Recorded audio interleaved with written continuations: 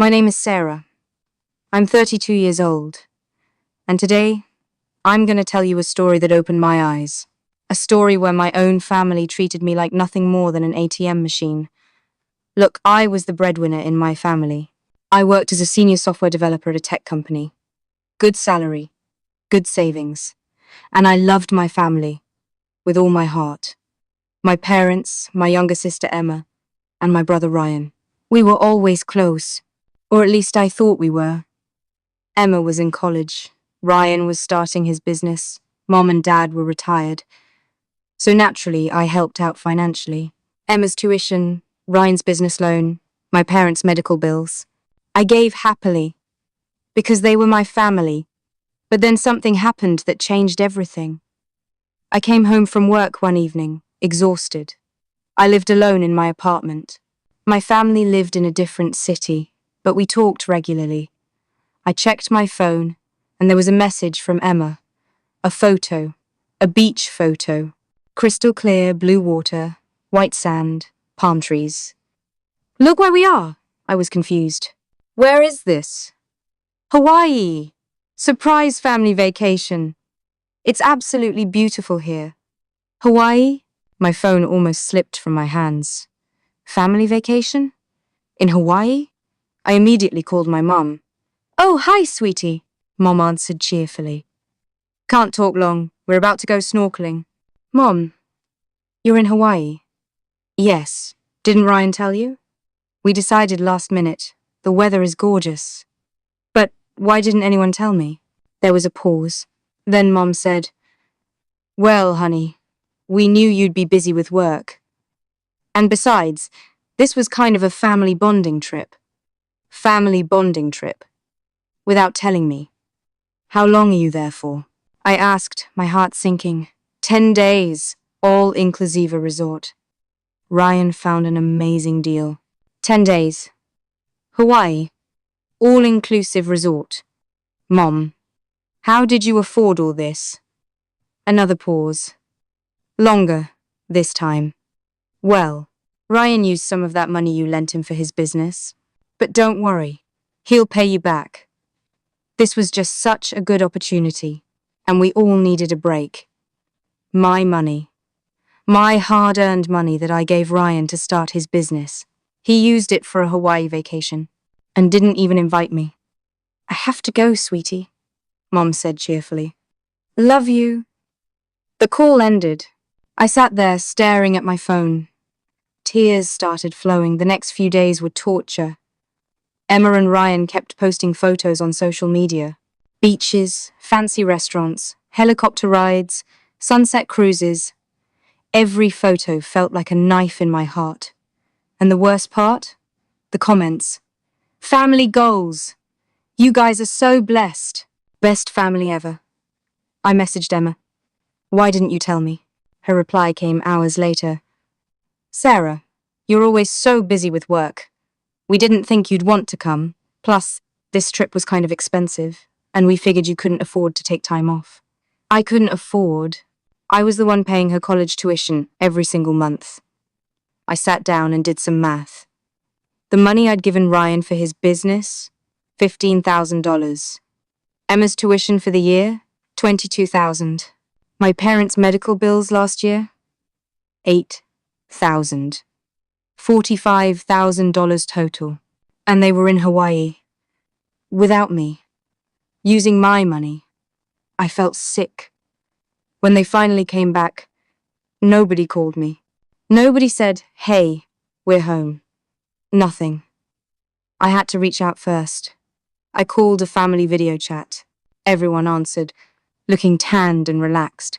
Hey, Sarah, Ryan said casually. What's up? What's up? I repeated slowly.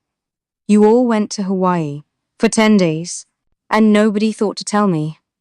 Oh, come on. Don't be dramatic, Emma said, rolling her eyes. You wouldn't have come anyway. You're always working. That's not the point, I said, my voice shaking. The point is, nobody even asked me. Nobody even told me. Sarah, sweetie, my mom interrupted. Don't be upset. It was a last-minute thing. You know how these trips are. Last minute?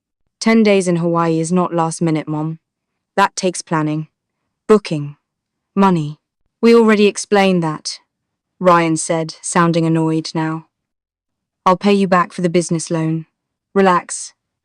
When? I asked. When will you pay me back? He shrugged. Soon. Don't worry about it. Don't worry about it. Ryan, that was $15,000 that I gave you for your business, not for vacation. Look, my dad finally spoke up. Sarah, you make good money. You can afford to help out your family. That's what family does. We needed this trip. We were stressed.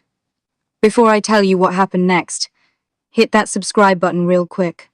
I took a deep breath. You know what? You're right. I do make good money. And I have been helping out. A lot. But I'm done now. What do you mean? Emma asked. I mean, I'm done being your ATM.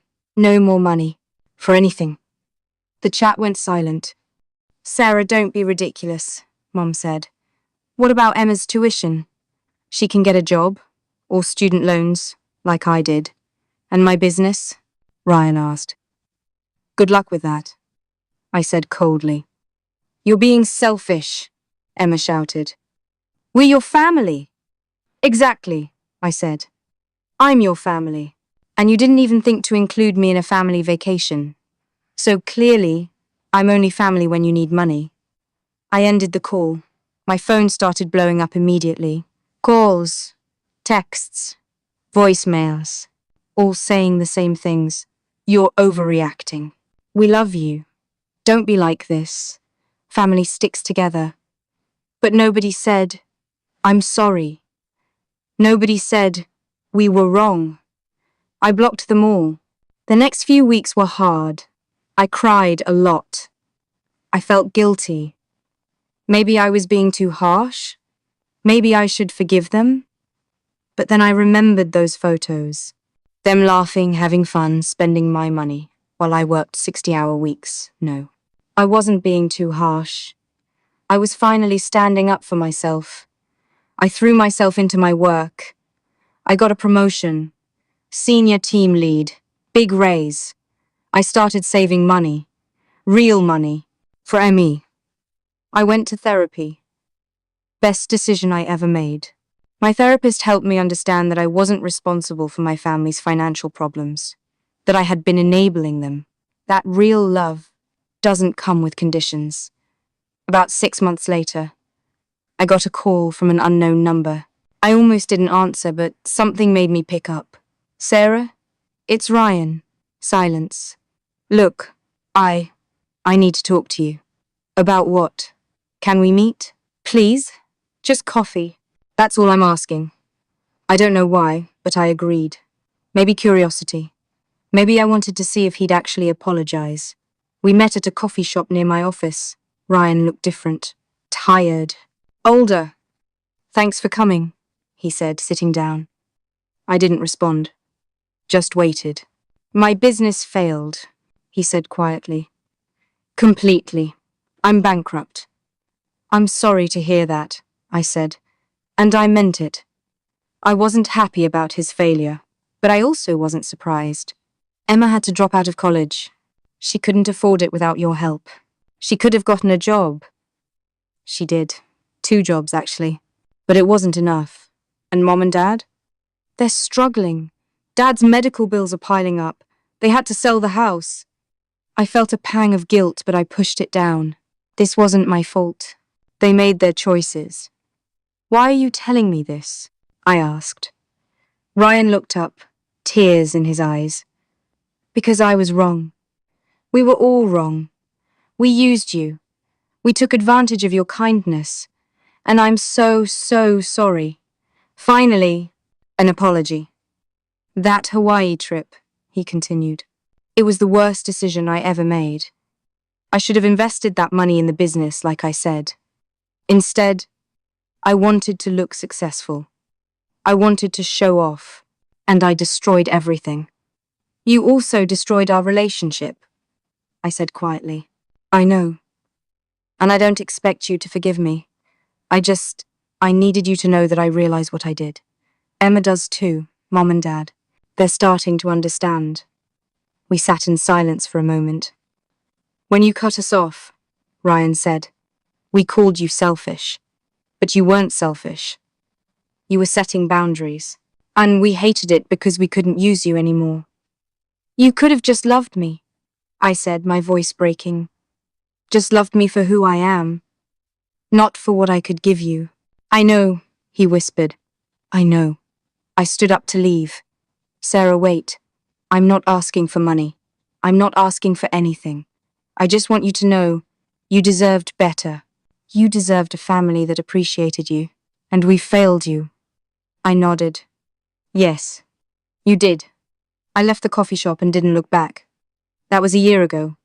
Today, I'm doing amazing. I bought my own house. I traveled to Japan by myself. I made new friends who actually value me. Sometimes Ryan sends me a text. Just checking in. Never asking for anything. Just, how are you? And, thinking of you. I respond sometimes. Sometimes I don't. Emma reached out on my birthday. A long message apologizing for everything. Saying she got a job as a waitress and is saving up to go back to school. That she's learning the value of hard work. That she's sorry it took losing me to learn that lesson. I appreciated the message, but I'm not ready to let them back in yet. Maybe someday. Maybe never. I don't know. My parents haven't reached out. They're too proud. And honestly, I'm okay with that. The guilt tried to creep back in sometimes. Therapy helped with that. My therapist reminded me, you can love your family and still protect yourself from them. And that's what I'm doing. Protecting myself. You know what I learned from all this? Money shows you who people really are. When I had money to give, I was the best sister ever and such a good daughter. When I stopped giving, I became selfish and cold. That tells you everything you need to know. My money, their vacation. I wasn't included. Not because I was too busy. Not because it was last minute. But because to them, I wasn't family. I was a wallet. And the moment I realized that was the moment I set myself free. So yeah, they went to Hawaii on my dime, but I went to Japan on mine. And you know what? My trip was better, because I was surrounded by people who actually wanted me there. I'm Sarah, and this is my story.